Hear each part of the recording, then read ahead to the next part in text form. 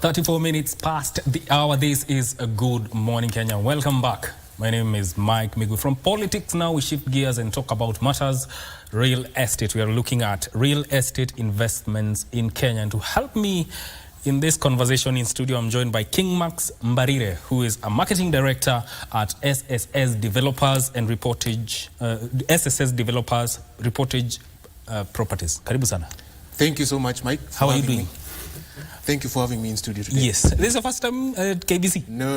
I've been here before. But on Good Morning Kenya? On Good Morning, this is my first time. Yes. Karibu sana. Asante sana. Yes. We are talking matters real estate. Yes. Let's start with what is the state of real estate investments within the country, and especially maybe in Nairobi? So what we've been able to observe, Mike, over the past 10 years is Kenyans want to diversify their investments. So after people have done money markets, people now are looking into the real estate sector. So Kenyans are basically buying properties for two reasons. They're buying properties either for residential purposes and for investment purposes.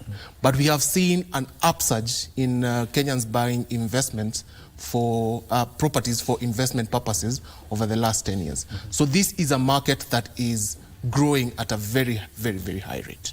Yes. So there is potential within the real estate investment within the country? Definitely, Mike, there is potential in real estate in Kenya.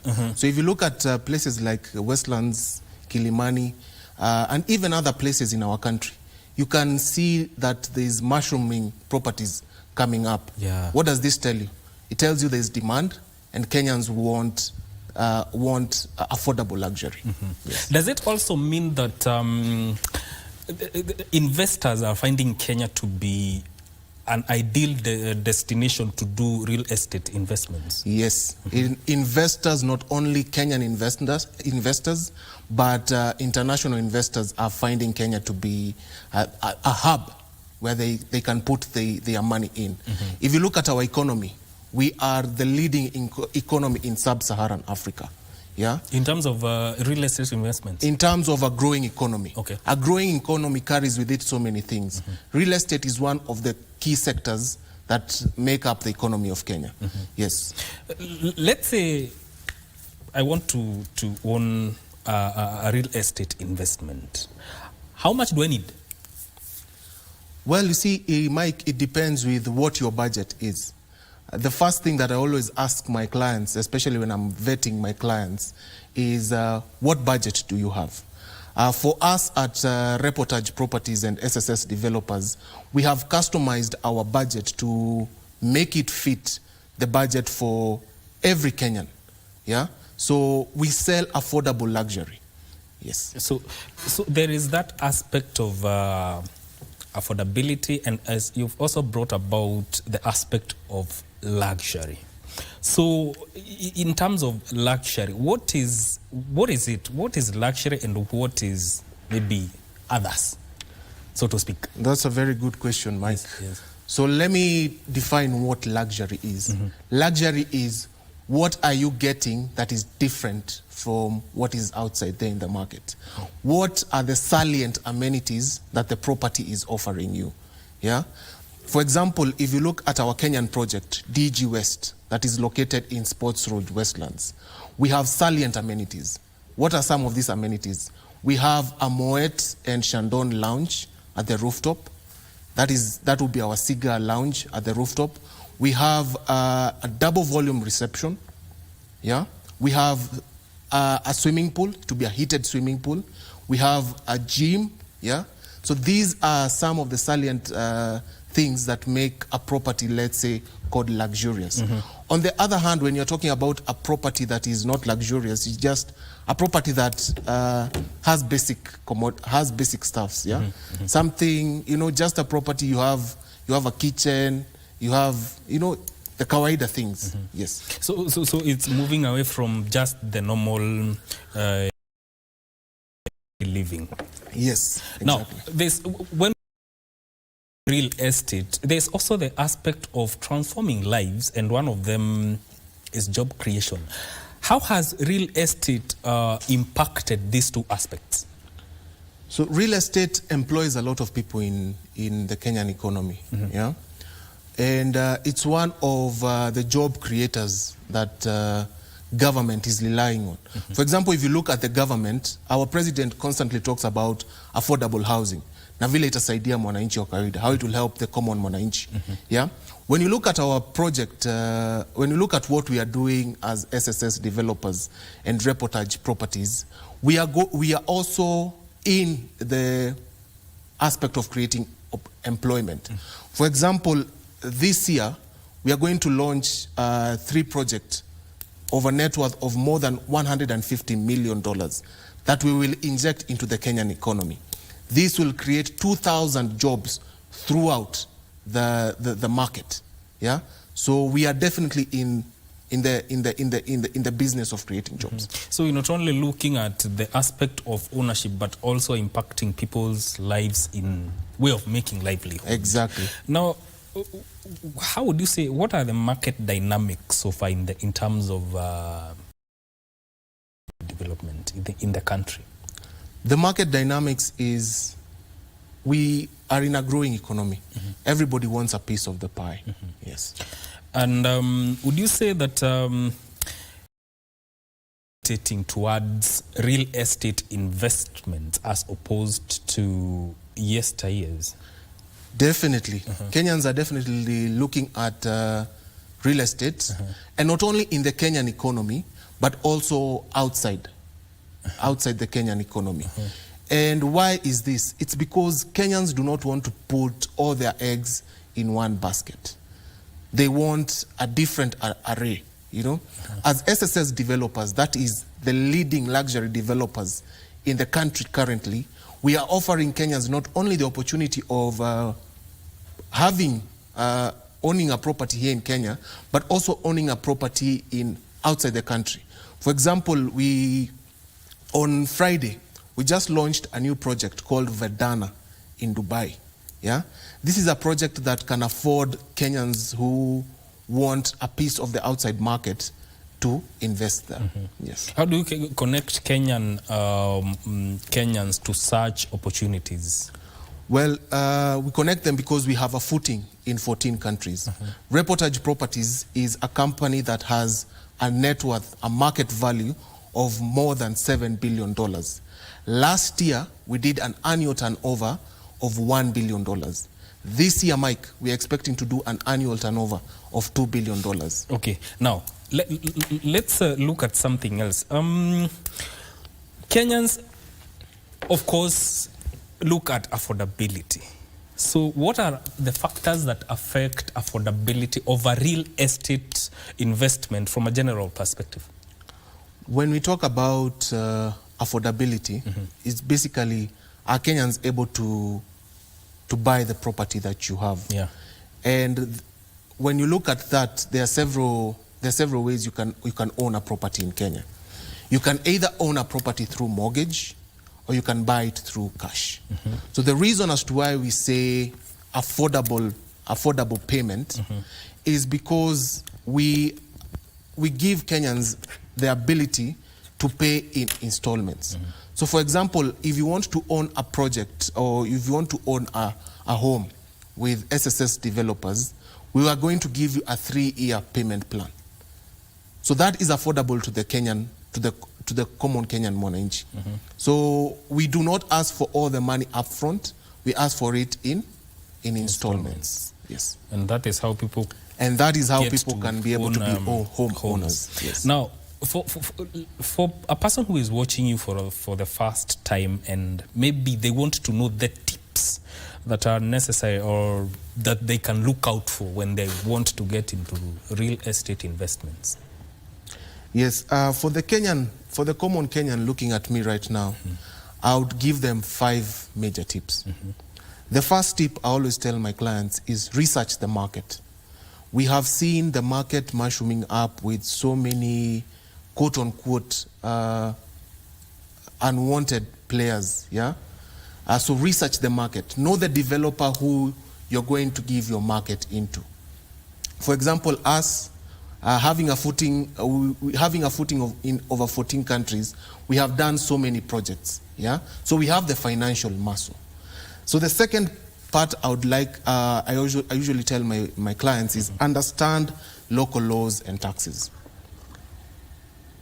Yeah, understand what you understand how the government, what you'll be needed by the government to put into place, because there are several aspects that come into play. Yeah, for example, service charge.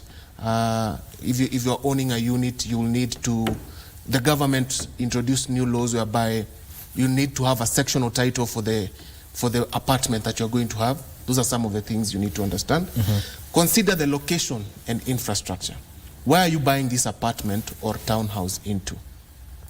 For example, our project in Westlands, that is DG West, located as Post Road Westlands, at the heart of Westlands, is well located.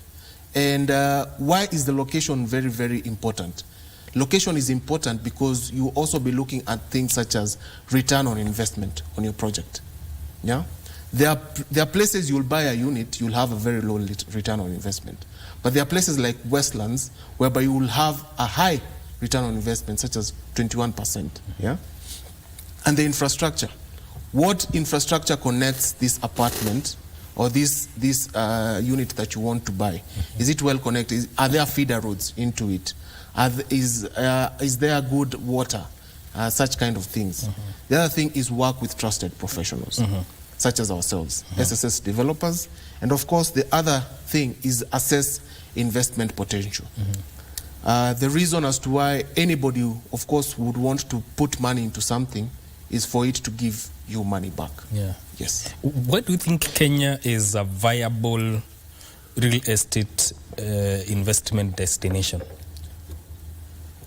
I would say, Mike, Kenya is a viable real estate investment because the government policies are favoring this a lot.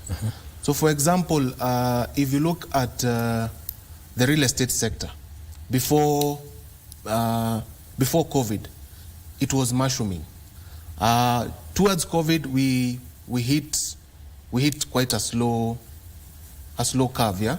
But post the pandemic, the government has been putting up initiatives that encourage not only Kenyan investors but international investors to invest. The other thing is the diversification in our economy.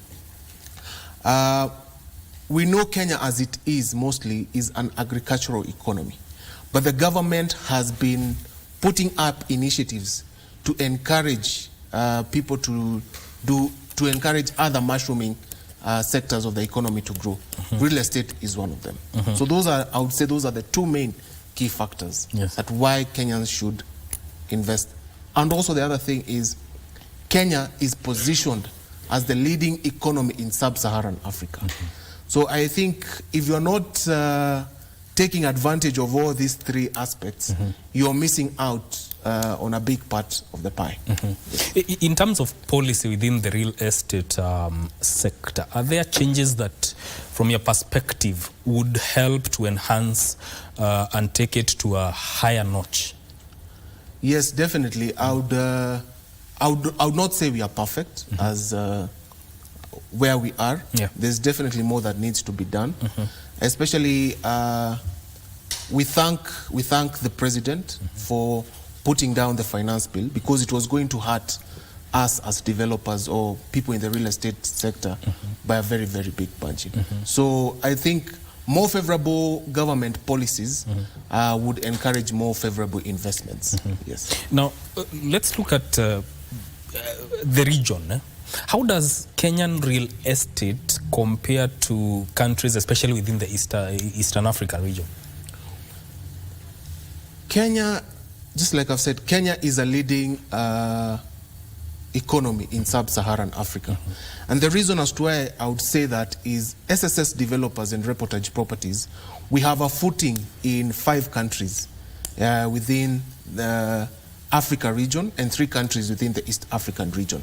So when we compare what we are seeing in Rwanda and in Uganda, as opposed to what we are seeing here in Kenya, this is a mushrooming economy because, number one, our uptake, we've already sold 80% of our current project, that is DG West in Sports Road Westlands, as compared to the other countries in other regions. Yes. When people hear about real estate, then they hear about mortgage. Some of them are afraid. Maybe it would be important for you to talk a little bit about mortgage and maybe demystify some of the myths that surround the mortgage aspect when it comes to real estate investment. I think with the mortgage, what basically is, this is a form of payment, yeah? You're going to give the bank a certain collateral or an asset, and in return, they are going to give you financing to buy this certain project that you have. I think the biggest fear that Kenyans usually have when it comes to taking a mortgage is the high percent in terms of interest that they are going to, that the bank usually charges on them.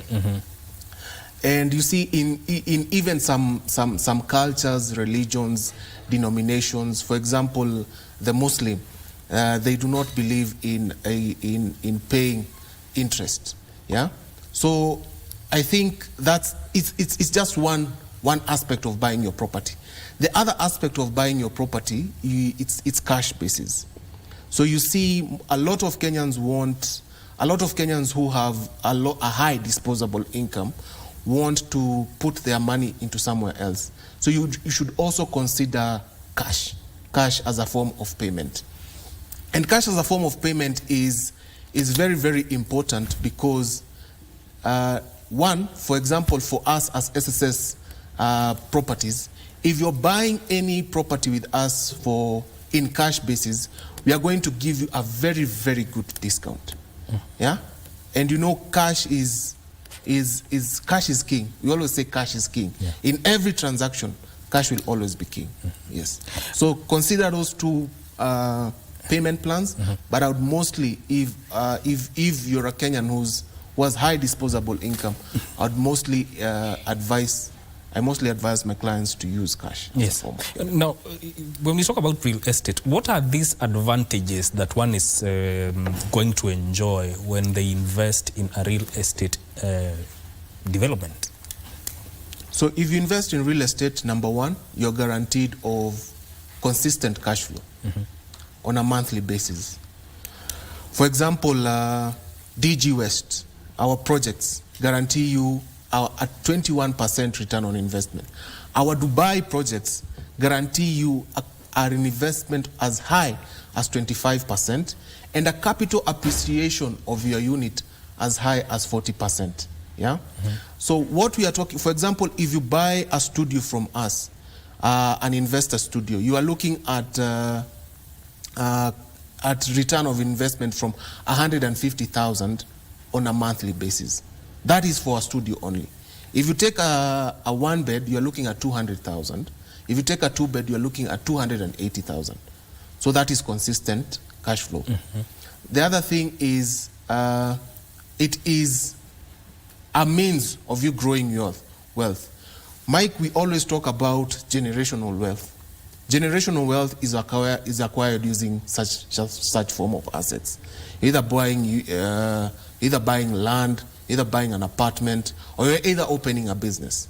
So I would say these are the two main things that why a Kenyan should invest in real estate. Are people afraid of investing in such projects? Because we are talking about, it's a major project that requires a considerable amount of money. Yes. Do people fear investing in such? I would say yes and no. Yes, in the sense of we've seen so many Kenyans getting scammed by dubious people in the market. And no, in the terms of a Kenyan who has done their research and who is working with trusted professionals such as ourselves, would be able to say, you know what, I know these guys, I have done my research on them, they are worth this much, they have done these projects across the country, and now put their money with us. So I would say no, because Kenyans, especially Kenyans who invest with SSS developers and reportage properties, we've seen them smiling all the way to the bank. Yeah. Yes. What do you think of low-cost housing within the country? How do you see it? And relate it with the affordable housing that the government is currently undertaking. We applaud the initiative by the government for affordable housing. I think it's a good initiative that's going to create a lot of job opportunities for the Kenyans outside there. But I would also urge Kenyans who have the capability to not only take advantage of the affordable housing, but also look into affordable luxury, whereby you are going to get a much bigger return on your investment. Yeah. Let's say I have land, but I do not have the means to build, but I want to develop a real estate project. How do I go about that? I have land, but I do not have the finances to put up a real estate project. How do I go about that? So if you have land and you're thinking of making the best out of this land, you can consider something called a JV, a joint venture partnership, which is, if your land is well located and well stimulated, you can even approach us, you know, and our assessors, our team will do the value, and if it's something that is, you know, that we consider as a worthy place, we might consider getting into a partnership. So coming up with a partnership is a very good place to start if you want to get into such an investment. Exactly. Well, that's very interesting. And we've looked at advantages and, you know, the two sides of the coin. Is there anything that one needs to look out for when they are getting into the real estate investments, besides being scammed? Yes, you need to. The only reason why someone would put their money into any project is, what am I getting in return? You know, it's something with every human being. What am I going to get in return out of this? So consider a lot of things. For example, consider the return on investment. Yeah. Consider how much your unit is going to appreciate. Look at the future goals. So you might be buying either for your own use or as a means of you to generate wealth out of it. So consider these three things. Yes. As we come to a close, what do you see as market projections within the real estate sector? This estate is going to keep growing and growing and growing. There's no turning back on this. So many critics outside there in the market say, you know, the real estate market bubble is going to burst. But my question is, if this market is going to burst, why do we have international companies investing into the Kenyan market? So it's a market that is projected to grow on a daily basis. Yes. Nice. What is your final thoughts on all this, your parting shot? My parting shot to the Kenyan who's outside there, looking at me right now. SSS Developers is your gateway to the Kenyan real estate market. It is your gateway as well to the international real estate market. So you should always consider real estate as a form of investment. Yes. Thank you so much for making time to come and talk about real estate development in Kenya. Thank you as well for having me. We hope to host you another time and talk more in detail and see how the market turns out. Sure.